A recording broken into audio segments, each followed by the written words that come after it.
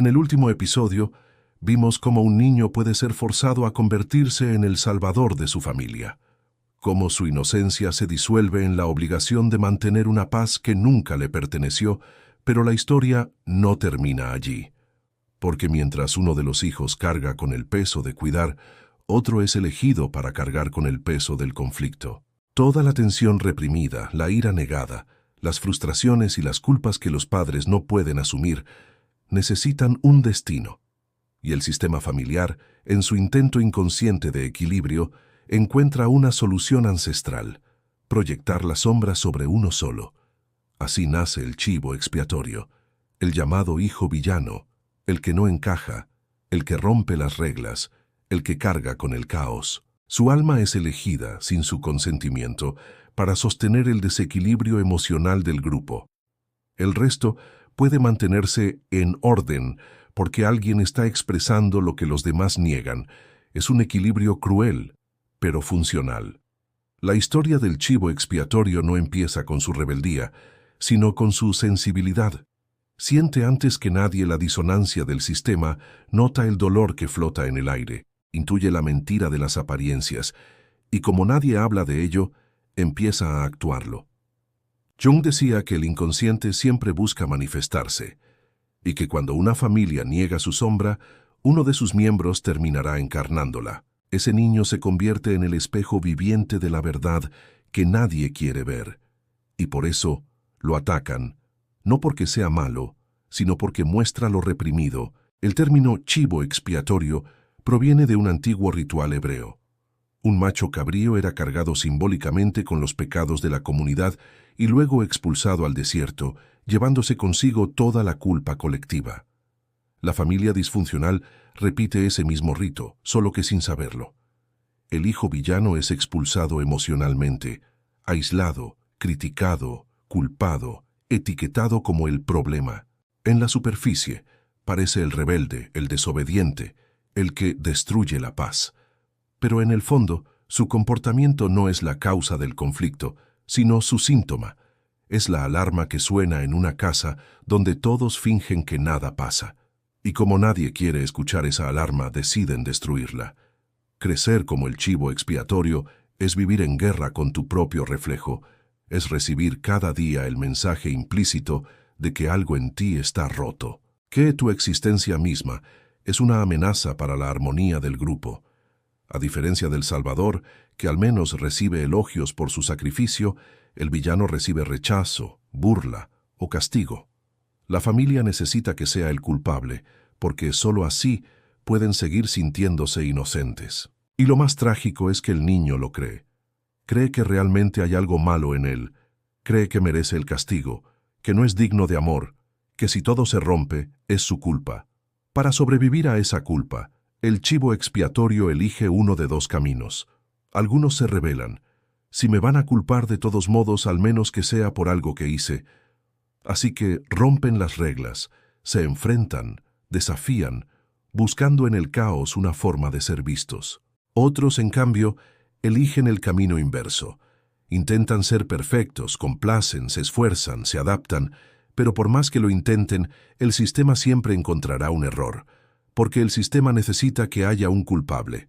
Ambos caminos, la rebeldía y la perfección, nacen de la misma herida, la desesperación por ser amados. De adultos, esa herida no desaparece, se transforma en un patrón de autosabotaje. Si has crecido creyendo que eres el problema, buscarás inconscientemente situaciones que confirmen esa historia. Es una forma retorcida de mantener la coherencia interior. Si tu identidad es el defectuoso, el éxito se siente peligroso. Así, el chivo expiatorio se sabotea sin saber por qué. Crea conflictos donde no los hay. Elige parejas críticas o abusivas o renuncia justo cuando está a punto de triunfar. No porque no lo merezca, sino porque su inconsciente no sabe cómo habitar la paz. Cuando las cosas van bien, una voz interior susurra: esto no puede durar, algo malo va a pasar. Esa voz es el eco de los padres, el juez interior que reemplazó a los antiguos acusadores. El sistema familiar vive ahora dentro de su mente, pero hay algo más profundo. El chivo expiatorio no solo hereda culpas, también hereda la sombra completa de la familia. Todo lo que fue negado, escondido o prohibido vive en él. Por eso su energía es tan intensa, tan magnética, tan difícil de contener. No es el malo, es el portador del inconsciente colectivo del clan. Y en esa paradoja encontramos su propósito, porque el villano, el rebelde, el que todos señalan, suele ser, en realidad, el más consciente, el único que no estaba dispuesto a participar en la farsa. Su comportamiento problemático es, en esencia, una protesta existencial, una negativa a seguir repitiendo la mentira. Jung decía que la neurosis es siempre un intento del alma por sanar. El caos del chivo expiatorio es precisamente eso, un intento desesperado de curar al sistema mostrando su enfermedad. Su dolor es el precio de la verdad, y aunque todos lo señalen en lo más profundo, su alma está haciendo el trabajo más difícil de todos, liberar lo que estaba reprimido. ¿Y cómo se sana algo así? ¿Cómo se libera una persona de una culpa que no le pertenece? ¿Cómo se rompe un destino que fue escrito antes incluso de nacer? Jung diría que el primer paso es el más revolucionario de todos, hacer consciente la herida, nombrarla, decir en voz alta lo que durante años fue un susurro. La sanación del hijo villano comienza con un acto de justicia interior. Durante años cargó con pecados que no eran suyos, culpas que no le correspondían y emociones que nunca debió sentir. Su alma se convirtió en una especie de contenedor energético, un altar de sacrificio donde se depositaban los miedos y frustraciones de toda una generación. Pero hay un punto en el camino en el que algo cambia. Un instante de lucidez donde el alma dice, esto no me pertenece. Ese es el primer paso de la liberación. Devolver la carga. No se trata de confrontar con odio, ni de señalar con rencor, sino de devolver simbólicamente aquello que no es tuyo, de cerrar los circuitos abiertos del alma, de dejar que la energía vuelva a su origen. El chivo expiatorio necesita mirar hacia atrás, no con resentimiento, sino con comprensión, y decir en lo más profundo de su ser, esta rabia no es mía, es tuya, Padre. Esta tristeza no es mía, es tuya, Madre. Esta culpa no me pertenece, es la herencia del silencio de los que vinieron antes. Es un ritual silencioso, invisible pero poderoso, porque en ese gesto el alma deja de ser depósito y vuelve a ser fuente. A veces, ese acto no es literal, no necesitas decirlo en voz alta frente a ellos, basta con reconocerlo dentro de ti, con soltar la identificación con ese rol. Cada vez que piensas, yo soy el problema, puedes detenerte y corregirte. No, eso fue lo que me hicieron creer. Es un ejercicio de reeducar al inconsciente, de recordarle que la historia puede reescribirse.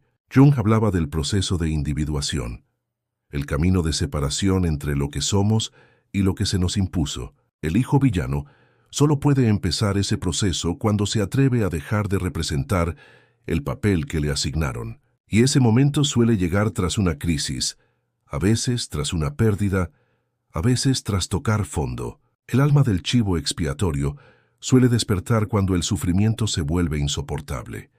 Entonces algo dentro de él se rompe, y en esa ruptura entra la luz. El segundo paso en su sanación es construir una nueva narrativa, porque mientras siga contándose la historia desde el guión familiar, seguirá repitiendo el destino.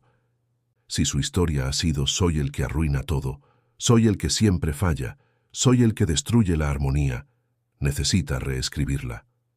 Se puede empezar por algo tan simple como soy el que vio la verdad, soy el que se atrevió a hablar cuando todos callaban, soy el que sobrevivió a la oscuridad sin perder la sensibilidad. La historia no cambia los hechos del pasado, pero cambia su significado. Y cuando cambia el significado, cambia la energía que te conecta con ese pasado. A medida que el villano reescribe su historia, algo dentro de él empieza a moverse.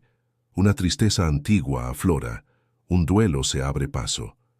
Porque sanar también significa llorar por la versión de ti que fue injustamente castigada. Y esa es la parte más dura del viaje, permitirte llorar por el niño que fuiste, llorar por la infancia que se pasó defendiéndose, por los cumpleaños donde nadie te entendió, por las veces que te llamaron malo cuando solo estabas diciendo la verdad, por los castigos, las miradas frías, los silencios que dolían más que los gritos. El alma del villano no sana a través del perdón forzado, sino a través del reconocimiento. Porque antes de perdonar a otros, necesita dejar de culparse a sí mismo. Y cuando logra hacerlo, algo hermoso ocurre.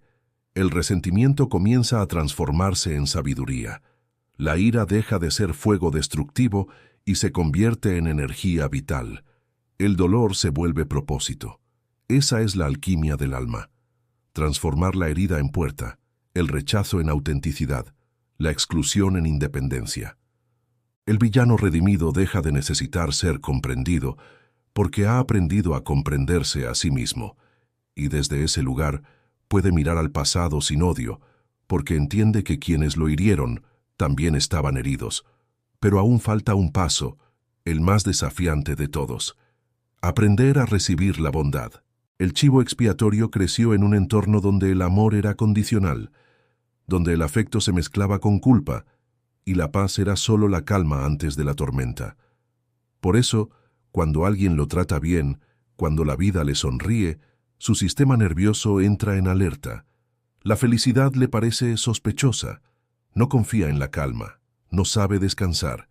Está programado para esperar el golpe. Sanar significa reeducar el cuerpo para entender que la seguridad no es una trampa, que puede haber amor sin castigo, que puede haber éxito sin culpa, que puede haber paz sin que algo terrible esté a punto de ocurrir.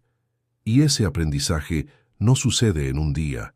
Requiere práctica, paciencia, repetición. Cada vez que aceptas un cumplido sin negarlo, cada vez que permites que alguien te ayude, cada vez que eliges quedarte cuando todo en ti quiere huir, estás reescribiendo tu historia. Jung decía que aquello que más necesitamos está escondido donde menos queremos mirar, y para el hijo villano, ese lugar es el amor hacia sí mismo, porque durante años todo su valor estuvo definido por el rechazo. Así que aprender a amarse no es solo un acto de autoestima, es un acto de rebelión espiritual. Es el momento en que el alma se pone de pie y dice: no repetiré este destino. El villano redimido deja de ser el problema y se convierte en el sanador del linaje, no porque perdone desde la moral, sino porque comprende desde la conciencia. Y cuando eso ocurre, la energía ancestral cambia. El árbol genealógico entero respira distinto. Las etiquetas que te pusieron en la infancia son como tatuajes en el alma, pero los tatuajes se pueden borrar. No eres la suma de los errores que cometiste intentando sobrevivir. Eres la conciencia que los observa, la luz que ahora puede ver el patrón y elegir diferente. Eres más grande que tu herida, más sabio que tu dolor, más libre que tu historia. Y ahí, justo ahí, en ese instante de lucidez, la sombra del villano se convierte en luz. Pero no todos los niños pueden rebelarse o desafiar el sistema. Algunos descubren una forma mucho más silenciosa de sobrevivir. En lugar de gritar, se apagan. En lugar de rebelarse, desaparecen.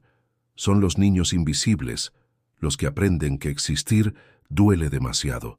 Así que eligen no existir.